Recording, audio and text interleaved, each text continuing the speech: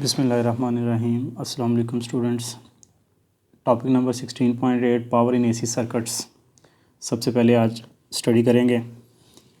तो power in AC circuits, power का formula voltage ज़रब करंट होता है, यानी P is equal to V multiplied by I। लेकिन स्टूडेंट्स ये याद रखें कि ये फार्मूला सिर्फ उस वक्त एप्लीकेबल है when V and I in phase हों। जब वोल्टेज और करंट दोनों इन फेज़ होंगे उस वक्त सिर्फ ये फार्मूला एप्लीकेबल होगा। जैसा कि इन रजिस्टर में हमने पढ़ा, AC थ्रू रजिस्टर में वोल्टेज और करंट इन फेज़ होते हैं, यानी अगर इस तरफ वोल्टेज है उसी तरफ को करंट का फेज़र बनेगा, यानी वेक्टर डायग्राम बनेगी। तो ओवरऑल वोल्टेज और करंट दोनों इन फेज़ होते हैं। तो जब भी वोल्टेज और करंट इन फेज़ होंगे विच मीन्स के डायरेक्शन दोनों की बिल्कुल सेम होगी, ऐसी सूरत में वेक्टर फॉर्म में डायरेक्शन सेम होगी, तो ऐसी सूरत में फार्मूला क्या यूज़ किया जाएगा, VI। तो ये तो बात होगी कि रजिस्टर में पावर जो है वो जो डिसिपेट होती है, रजिस्टर जो पावर कंज्यूम करता है, जो पावर खर्च करता है, उसका फार्मूला है V इंटू आई। लेकिन अगर हम बात करें प्योर कैपेसिटर और प्योर इंडक्टर की, pure capacitor and pure inductor की बात की जाए कि इन दोनों में पावर कितनी डिसिपेट होती है, ये कितनी कितनी पावर खर्च करते हैं। तो कैपेसिटर के बारे में आप लोगों को बताया जा चुका है AC थ्रू कैपेसिटर में कि इसमें हमेशा करंट C से, कैपेसिटर C से यानी करंट लीड करते हैं और वोल्टेज हमेशा लैग करता है। तो इस तरह से डायग्राम बनेगी। फेज़ डिफरेंस इनमें होगा π/2 यानी 90 डिग्री। और ऐसे ही अगर इंडक्टर के बारे में देखें तो इंडक्टर में हमने पढ़ा कि करंट लैग करेगा हमेशा वोल्टेज से। तो इस तरह से कुछ डायग्राम बनेगी इनकी और ये फेज़ डिफरेंस होगा π/2 यानी 90 डिग्री। तो कैपेसिटर में पावर डिसिपेट कितनी होगी, तो देखें पावर डिसिपेट में हम क्या यूज़ करते हैं, वोल्टेज मल्टीप्लाई बाय करंट। लेकिन वोल्टेज हम कौन सा यूज़ करते हैं जो कि करंट के साथ इन फेज़ है। तो देखें यहाँ पे वोल्टेज जो है वो करंट के साथ इन फेज़ नहीं है, बल्कि वोल्टेज वर्टिकल डायरेक्शन में है और वर्टिकल इसका कोई कंपोनेंट जो है वो करंट के साथ इन फेज़ नहीं है, इसका कोई कंपोनेंट जो है वो अलॉन्ग द करंट नहीं है। यहाँ पर भी देखें वोल्टेज जो है वो अलॉन्ग वाई एक्सिस है, सो एक्स के अलॉन्ग यानी आई के अलॉन्ग इसका कंपोनेंट जो है वो ज़ीरो है। लिहाजा इनमें पावर डिसिपेशन जो है वो क्या होगी, ज़ीरो होगी। पावर डिसिपेशन ज़ीरो होने की वजह क्या है, क्योंकि कंपोनेंट ऑफ VC और VL, no component of VC और VL is in phase with I। मतलब करंट के साथ कोई भी इनका कंपोनेंट जो है वो इन फेज़ नहीं है। जैसे कि यहाँ पे जिस तरफ हमने करंट ली थी उसी साइड पर वोल्टेज था, इसलिए फार्मूला ये बना।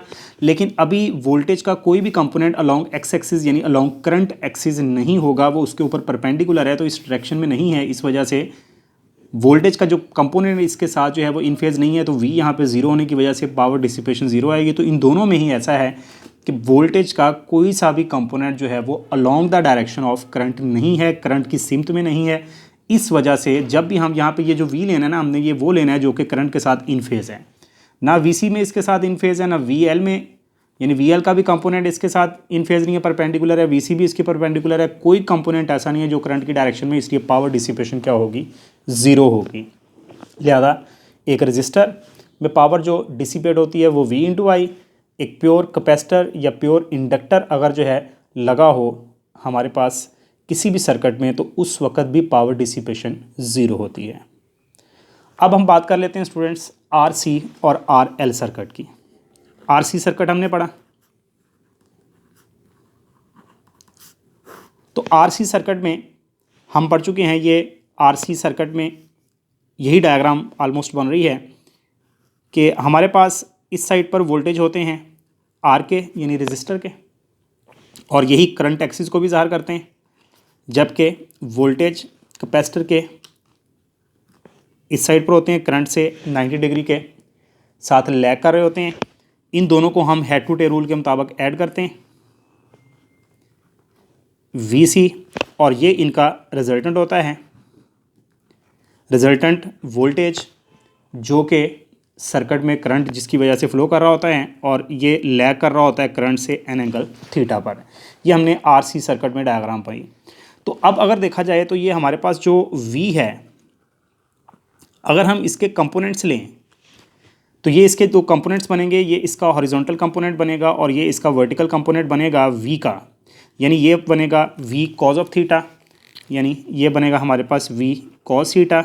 ये वोल्टेज का हमारे पास हॉरिजॉन्टल कंपोनेंट है, जबकि ये वर्टिकल कंपोनेंट हमारे पास क्या है, V साइन थीटा। यानी कि ये जो कंपोनेंट मैंने लिया है V कॉस थीटा, ये करंट के साथ क्या है, इन फेज़ है। इसी तरह से अगर मैं बात करता हूँ RL सर्किट की, तो RL सर्किट में भी हम उसकी डायग्राम यहाँ पे पहले ड्रा करते हैं। इस साइड पर वोल्टेज है रजिस्टर का, और यही करंट एक्सिस को भी रिप्रेजेंट कर रहा है क्योंकि दोनों इन फेज़ हैं रजिस्टर में।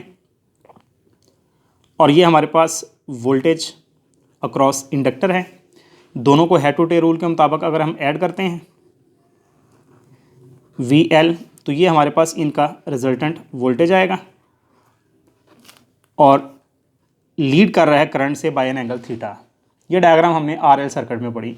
तो यहाँ पर भी अगर मैं वोल्टेज के कंपोनेंट्स लूँ, ये वोल्टेज से यहाँ पर देखें तो ये इसका वर्टिकल कंपोनेंट बन रहा है, और ये वाला देखें तो ये इसका हॉरिजॉन्टल कंपोनेंट बन रहा है, यानी ये V कॉस थीटा बन रहा है, और ये क्या बन रहा है, V साइन थीटा। अब इन दोनों में अगर हम देखें तो वोल्टेज के साथ वोल्टेज और करंट, यानी वोल्टेज का कौन सा कंपोनेंट जो करंट के साथ इन फेज़ है, तो P इज़ इक्वल टू, यहाँ पर मैंने आप लोगों को क्या बताया कि हमने वोल्टेज कौन सा लेना होता है जो करंट के साथ क्या होता है, इन फेज़। तो देखें वोल्टेज के जब हमने दो कंपोनेंट्स बनाए तो V cos theta in phase है किसके साथ, I के साथ, लिहाजा करंट ज़रब वोल्टेज का वो कंपोनेंट जो कि इन फेज़ है करंट के साथ। तो दोनों में V कॉस थीटा जो है वो करंट की डायरेक्शन में, जो करंट एक्सिस है उसी तरफ V कॉस थीटा है। लिहाजा पावर का जो हमारे पास फार्मूला बना VI कॉज ऑफ थीटा। तो लिहाजा जब वोल्टेज और करंट इन फेज़ नहीं होंगे, ये दोनों में इन फेज़ नहीं है, डिफरेंस है थीटा एंगल का, और ये भी इन फेज़ नहीं है, एंगल है थीटा, तो उस वक्त पावर जो डिसिपेट होगी उसका फार्मूला क्या बनेगा, VI कॉज ऑफ थीटा। तो यही फार्मूला मेन फार्मूला है, और इसमें कॉस थीटा जो है इसे हम पावर फैक्टर बोलते हैं, क्योंकि कॉस थीटा जो है वो बेसिकली डिसाइड करता है कि किसी भी जगह पे किसी भी सर्किट में पावर कितनी डिसिपेट हो रही है। देखें जनरली अगर देखा जाए तो यहाँ पे हमारे पास रजिस्टर में एंगल क्या बन रहा था, 0, इसलिए P is equal to VI cos 0 degree, और कॉस 0 डिग्री बेसिकली क्या होता है, 1, तो लिहाजा पावर कितनी आई, VI, जो कि यहाँ पे मौजूद है। और इन दोनों में मैंने कहा पावर डिसिपेशन 0 है क्योंकि इन दोनों में एंगल जो है वो यानी फेज़ डिफरेंस 90 डिग्री का है। तो अगर हम फार्मूले में पुट करेंगे P का VI cos 90 degree, cos 90 degree 0 होने की वजह से ये सारा आंसर 0 आ जाएगा। तो कॉस थीटा जो है जो पावर के बारे में डिसाइड कर रहा है कि पावर कम होगी या ज़्यादा होगी, इसे पावर फैक्टर बोलते हैं। ये MCQs भी बनता है कॉस थीटा को क्या कहते हैं। तो ये ओवरऑल पावर के बारे में था। आई होप ये आप लोगों को समझ आ गई होगी। नेक्स्ट लेक्चर के साथ इंशाल्लाह फिर हाज़िर होंगे। अल्लाह हाफ़िज़।